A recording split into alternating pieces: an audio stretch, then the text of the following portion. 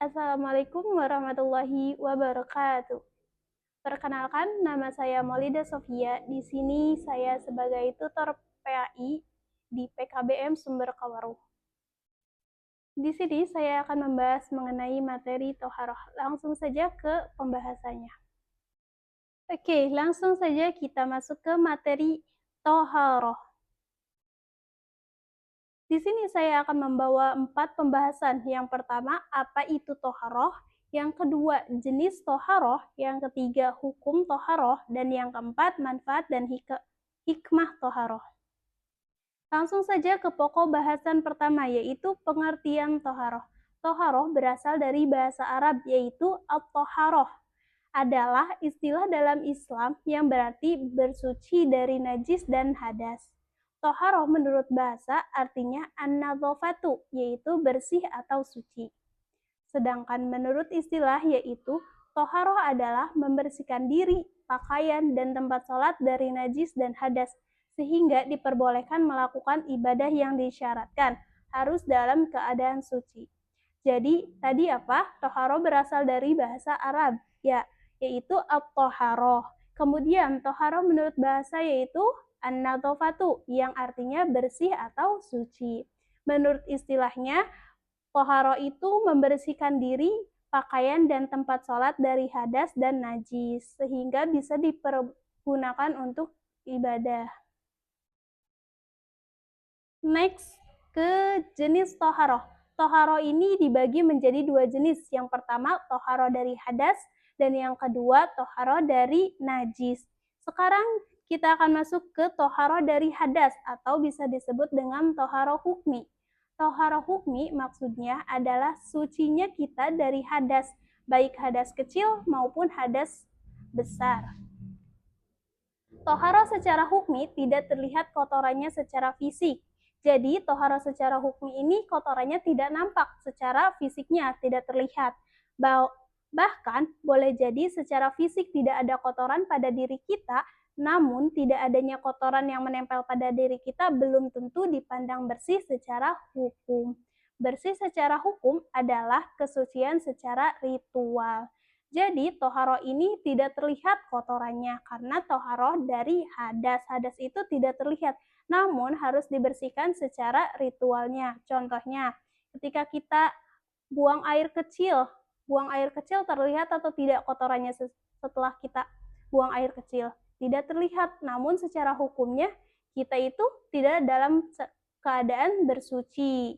Nah, untuk menyucikannya kita harus melakukan wudhu ketika ingin melakukan sholat. Selanjutnya yaitu toharoh dari najis atau bisa disebut dengan toharoh hakiki.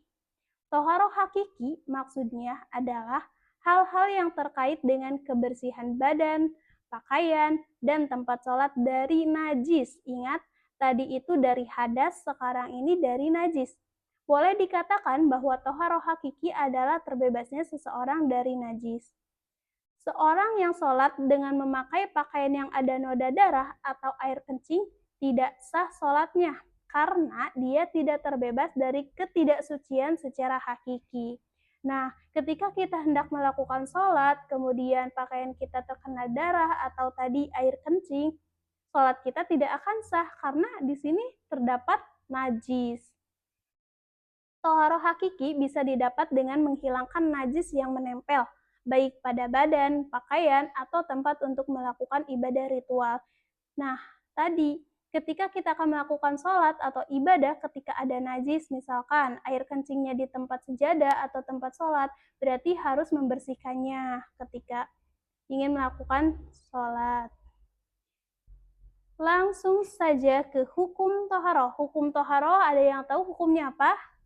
Ya, hukum toharoh adalah wajib berdasarkan Al-Quran dan As-Sunnah. Allah Ta'ala berfirman dalam Quran surat Al-Mudzatsir ayat 4 dan surat Al-Baqarah ayat 222. Yang artinya, dan pakaianmu bersihkanlah. Sedangkan dalam Quran surat Al-Baqarah ayat 222, sesungguhnya Allah menyukai orang-orang yang taubat dan menyukai orang-orang yang menyucikan diri. Nah, jelas sekali ya teman-teman di sini hukum toharo ini wajib karena Allah sangat menyukai orang-orang yang menyucikan diri, orang-orang yang bersih dan suci. Selanjutnya, manfaat dan hikmah toharoh. Kita di sini akan membahas 4 hikmah dan manfaat dari toharoh. Yang pertama, bersuci adalah fitrah manusia. Ya, betul. Fitrah manusia sesungguhnya adalah suci. Ketika kita dilahirkan, kita ini menerima fitrah manusia itu sebagai manusia yang suci dan bersih. Kemudian, menjaga kemuliaan dan wibawa umat Islam. Orang yang senantiasa bersih, suci, akan bukan merasa dirinya ya, akan terlihat berwibawa. Beda halnya dengan orang gila. Coba kita lihat, orang gila itu tidak bersih, tidak suci, orang-orang akan memandangnya itu kan sebelah mata dan tidak dianggap. Bukan tidak dianggap ya, tapi lebih ke sebelah mata itu. Selanjutnya, menjaga kesehatan. Karena tadi kita selalu bersih, suci, kita juga akan sedikit sekali mendapatkan penyakit atau menjaga kesehatan. Maaf, selanjutnya itu menjaga kesehatan. Karena dengan kita bersuci, otomatis kita sedikit mengurangi resiko penyakit. Yang selanjutnya yaitu menghadap Allah dalam kondisi terbaik. Tentunya kita ingin ketika menghadap Allah itu dalam kondisi yang terbaik. Maka dari itu kita harus melakukan toharoh atau bersuci. Karena ketika kita menghadap ke Allah itu jalan satu-satunya, jalan tercepat kita menghadap ke Allah dengan secara cepat itu ketika kita melakukan sholat. Karena ketika kita sholat itu di dalam sholat terdapat bacaan-bacaan sholat, dan bacaan-bacaan itulah yang akan menghubungkan kita dengan Allah. Kalau bahasa sekarangnya itu face to face, bertatapan secara langsung. Oke, cukup sekian yang bisa saya sampaikan, kurang lebihnya mohon maaf. Untuk evaluasinya saya sudah siapkan link Google Form untuk kalian isi. Terima kasih. Wassalamualaikum warahmatullahi wabarakatuh.